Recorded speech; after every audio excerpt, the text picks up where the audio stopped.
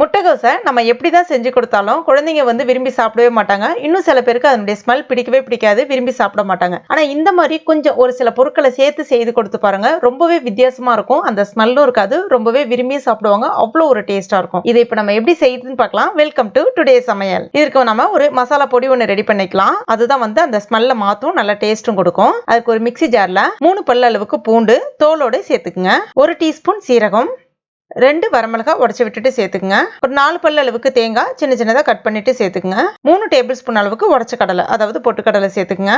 இதுல தண்ணியில எதுவுமே சேர்க்காம கொஞ்சம் கொரகொரப்பா அரைச்சு எடுத்துக்குங்க. இப்ப பாருங்க, இந்த மாதிரி தேங்காய் வந்து கொஞ்சம் முத்தின தேங்காவா இருந்துச்சுன்னா உங்களுக்கு நல்லா இந்த மாதிரி கொரகொரப்பா கிடைக்கும். கொஞ்சம் ஈரத்தன்மை உள்ள தேங்காவா, அந்த பிஞ்சு தேங்காவா இருந்துச்சு அப்படின்னா நிச்சயமா வந்து அந்த பொட்டுக்கடலையோடு சேரும்போது கட்டி தட்டின மாதிரி ஆயிடும். அதனால அதை மட்டும் கொஞ்சம் பார்த்துக்குங்க. சப்போஸ் ஈரத்தன்மையா இருந்துச்சுன்னா கடாயில லைட்டா வறுத்துட்டு அந்த தேங்காவை கூட நீங்க பயன்படுத்திக்கலாம். இப்போ இதை அப்படியே ஒரு வாரம் இருக்கட்டும். அடுத்ததான் ஒரு கடாயில 3 டீஸ்பூன் அளவுக்கு எண்ணெய் சேர்த்துங்க. எண்ணெய் காஞ்ச பிறகு 1 டீஸ்பூன் கடுகு, 1 டீஸ்பூன் உளுந்தப்பருப்பு, 1 டீஸ்பூன் கடலைப்பருப்பு, இது எல்லாமே கொஞ்சம் வெடிச்சு வந்த பிறகு 2 வரமிளகாய் உடச்சி விட்டுட்டு சேர்த்துக்குங்க. கூடவே கொஞ்சமாக கருவேப்பிலை இலைகள். இப்போ இது எல்லாத்தையுமே நல்லா கலந்து விட்டுக்கலாம்.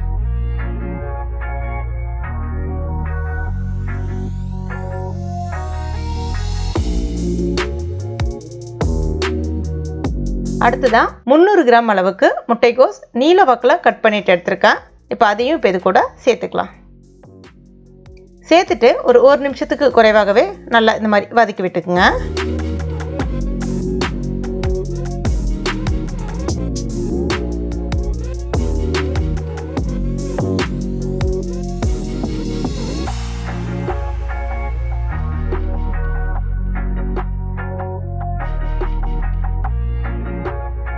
அடுத்ததா இதற்கு தேவையான அளவுக்கு உப்பு சேர்த்துங்க. நிறைய சேர்த்துறாதீங்க, சுருண்டு வரும். கூடவே கொஞ்சமாக மஞ்சள் பொடி சேர்த்துட்டு ஒரு முறை நல்லா கலந்து விட்டுக்குங்க.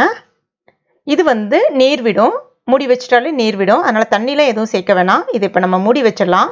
ஸ்டவ் மீடியம் ஃப்ளேமில் வச்சுக்கோங்க. ஒரு 5 நிமிஷத்துக்கு நல்லா வெந்து வரட்டும். இடையில ஒரு 2 நிமிஷத்துக்கு ஒரு ட்ரிப் வந்து கலந்து விட்டுக்குங்க. இப்போ ஒரு 5 நிமிஷம் ஆயிடுச்சு. இதை இப்போ நம்ம திறந்து பார்த்துடலாம். இப்போ பாருங்க, நல்லா வெந்து வந்திருக்கு.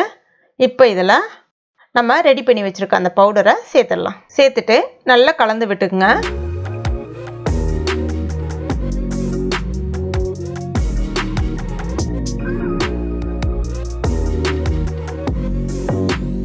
மறுபடியும் ஒரு 2லேருந்து 3 நிமிஷத்துக்கு இருக்கட்டும். ஸ்டவ் கம்ப்ளீட்டாக சிம்மில் வச்சுட்டு கலந்து விட்டுக்குங்க. அதனுடைய பச்சை ஸ்மெல் போகிற அளவுக்கு நல்லா இருக்கட்டும். இப்போ பாருங்க, அதனுடைய பச்சை ஸ்மெல் எல்லாம் நல்லா போயிடுச்சு. இப்போ இதில் கடைசியாக கொஞ்சமாக ஃப்ரெஷ்ஷான கொத்தமல்லி இலைகள் தூவிட்டு இறக்கணும்னா ஒரு அருமையான அந்த முட்டைகோஸினுடைய ஸ்மெல்லே இல்லாமல் நல்ல மணக்க சுவையான முட்டைகோஸ் பொரியல் ரெடி ஆகிடுச்சு. ரொம்பவே வித்தியாசமான சுவையில் இருக்கும், ரொம்ப டேஸ்ட்டாக இருக்கும். அந்த பொட்டுக்கடலை தேங்காய்லாம் சேரும்போது ரொம்ப டேஸ்ட்டாக இருக்கும். கண்டிப்பாக இந்த மெத்தடில் நீங்கள் உங்கள் வீட்டில் ட்ரை பண்ணி பாருங்கள்.